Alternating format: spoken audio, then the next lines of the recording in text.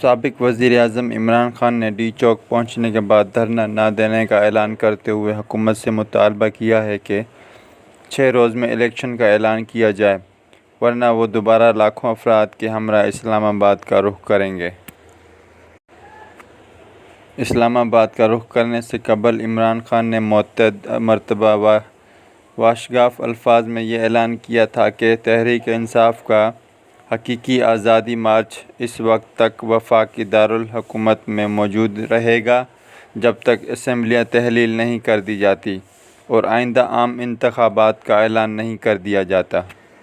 تاہم ڈی چوک میں جمعرات کی علل صبح جب انہوں نے اپنے کارکنوں سے خطاب کرتے ہوئے انہیں اپنے نئے فیصلے کی بابت آگاہ کیا تو یہ اعلان نہ صرف سیاسی پارٹیوں بلکہ تجزیہ کاروں کے لیے بھی حیران کن تھا۔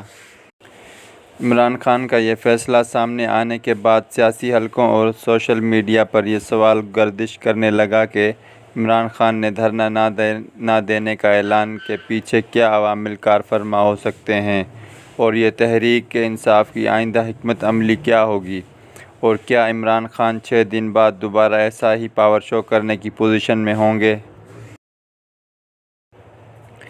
روس نے سستا پیٹرول دینے کا وعدہ کیا تھا، 50 روپے کا فرق آتا اگر آج ہم روس سے تیل خریدتے۔ شوکت طرین نے کہا کہ روس نے وعدہ کیا تھا کہ رعایتی قیمت پر سستا تیل دیں گے، اگر سستا تیل ملتا تو پاکستان میں 50 روپے فی لیٹر فرق پڑتا۔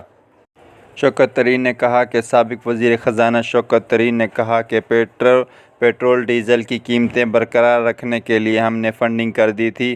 وزیر خزانہ مفتیٰ اسماعیل کو ہماری کی گئی فنڈنگ نظر نہیں آ رہی۔ انہوں نے کہا کہ موجودہ حکومت IMF کو اعتماد میں نہیں لا سکی۔ ہم نے فیصلہ کیا تھا کہ ٹارگیٹڈ سبسڈی دیں گے۔ روس نے ہم نے وعدہ کیا تھا کہ رعایتی قیمت پر سستا تیل دیں گے، اگر سستا تیل ملتا تو پاکستان میں 50 روپے فی لیٹر فرق پڑتا، جو آج 50 روپے اضافی پیٹرول پہ عوام دے رہی ہے۔ شہباز حکومت نے اوورسیز پاکستانیوں کو ووٹ کے حق سے محروم کر دیا۔ قومی اسمبلی نے اوورسیز پاکستانیوں کو ووٹ کے حق سے محروم کرنے کی منظوری دے دی۔ تفصیلات کے مطابق قومی اسمبلی نے اوورسیز پاکستانیوں کو ووٹ کے حق سے محروم کرنے کی منظوری دے دی، جس کے بعد اوورسیز پاکستانی بیرون ملک سے ووٹ کا حق استعمال نہیں کر سکیں گے۔ یاد رہے 10 مئی کو قومی اسمبلی میں اوورسیز پاکستانیوں کو ووٹ کے حق سے محروم رکھنے کا بل اسمبلی میں پیش کیا گیا تھا۔ قومی اسمبلی میں یہ بل PTI کے منحرف رکن نور عالم خان کے ذریعے پیش کرایا گیا، جس کے وفاقی وزیر قانون اور نون لیگی رہنما اعظم نذیر تارڑ نے مخالفت نہیں کی تھی۔ چیئرمین نیب ملزم کو مشروط یا مکمل معافی دے سکتے ہیں، ترمیمی بل میں نئی تجویز۔ اسلام آباد قومی احتساب بیورو ترمیمی بل کی تجویز منظر عام پر آ گئی۔ تفصیلات کے مطابق نیب ترمیمی بل کی تجاویز منظر عام پر لے آ گئی۔ چیئرمین نیب کو ملزم کو معافی دینے کا مکمل اختیار حاصل ہوگا۔ بل کے مطابق چیئرمین نیب ملزم کو مشروط یا مکمل معافی دے سکتے ہیں، تاہم معافی قبول کرنے والا ملزم کسی بھی عوامی اور سرکاری عہدے سے 10 سال کے لیے نااہل ہوگا۔ اس بل کے تحت کسی بھی مجرم میں بالواسطہ یا بلا واسطہ ملوث شخص کو معافی مل سکے گی، جبکہ مجسٹریٹ کی موجودگی میں معافی قبول کرنے والے پر دیگر ملزمہ جرح بھی کر سکیں گے۔ پیٹرولیم مصنوعات کی قیمتوں میں 30 روپے کا اضافہ۔ وزیر خزانہ مفتیٰ اسماعیل کا کہنا ہے کہ حکومت نے پیٹرولیم مصنوعات کی قیمتوں میں 30 روپے فی لیٹر اضافے کا فیصلہ کیا ہے۔ وفاقی وزیر خزانہ مفتیٰ اسماعیل کا کہنا ہے کہ حکومت نے پیٹرول، ڈیزل، مٹی کے تیل کی قیمت میں 30 روپے فی لیٹر اضافے کا فیصلہ کیا ہے، جس کا نفاذ آج رات سے ہو جائے گا۔ اسلام آباد میں پریس کانفرنس کرتے ہوئے مفتیٰ اسماعیل کا کہنا تھا کہ IMF نے پیٹرول کی قیمت بڑھانے تک ریلیف سے انکار کیا ہے۔ مفتیٰ اسماعیل نے کہا کہ سابق حکومت میں فروری تک پیٹرول اور ڈیزل کی قیمت میں اضافہ ہوا۔ سابق حکومت نے پیٹرول کی قیمت کو فکسڈ رکھا۔ مفتیٰ اسماعیل نے کہا کہ 15 دن میں 55 ارب روپے کا نقصان برداشت کر چکے ہیں۔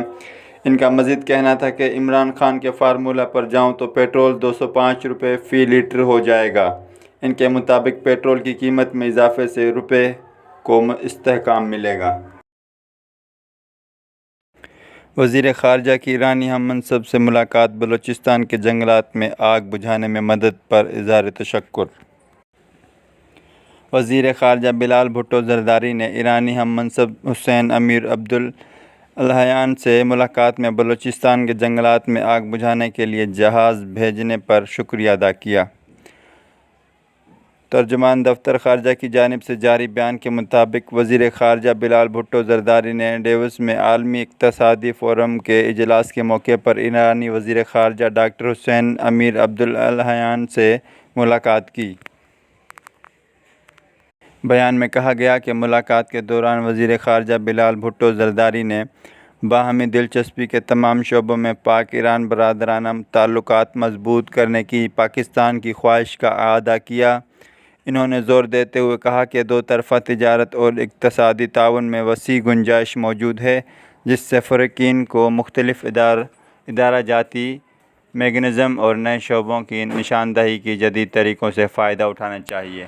بابر اعظم بطور کپتان شاندار روایت چھوڑ کر جانے کے خواہش مند۔ قومی کرکٹ ٹیم کے کپتان رواں سال ہونے والی T20 ورلڈ کپ کے دوران ٹیم کے مختلف کمبینیشن آزمانے کا اعلان کرتے ہوئے اس خواہش کا اظہار کیا ہے کہ وہ ایک متاثر کن قومی اسکواڈ تشکیل دینا چاہتے ہیں جو آئندہ 10 سے 15 برسوں کے دوران کارکردگی کے حوالے سے اچھی روایت چھوڑے۔ خبر کے مطابق بابر اعظم نے خصوصی انٹرویو میں کہا کہ اس سال ہماری ٹیم کا بہت مصروف شیڈول ہے۔ اس دوران ہم عالمی T20 ورلڈ کپ بھی کھیلیں گے۔ اس دوران ہم میگا ایونٹ میں بہترین ٹیم میدان میں اتارنے کے لیے مختلف کمبینیشنز آزمائیں گے۔ گوگل کا یوٹیوب شارٹ میں اشتہارات کے اجرا کا اعلان۔ گوگل نے دنیا بھر میں یوٹیوب شارٹ میں بتدریج اشتہارات کے اجرا کا اعلان کر دیا۔ کمپنی کی جانب سے یہ اعلان رواں ہفتے اس کے مارکیٹنگ لائیو ایونٹ میں کیا گیا۔ گوگل گزشتہ برس سے یوٹیوب شارٹ پر اشتہارات کے حوالے سے تجربے کر رہا تھا۔ کمپنی کا کہنا ہے کہ رواں سال کے آئندہ حصے میں مشتہرین اپنی پروڈکٹ فیڈ کو اپنی کمپنی کیمپین سے جوڑ سکیں گے اور یوٹیوب پر اپنے ویڈیوز اشتہار بنا سکیں گے۔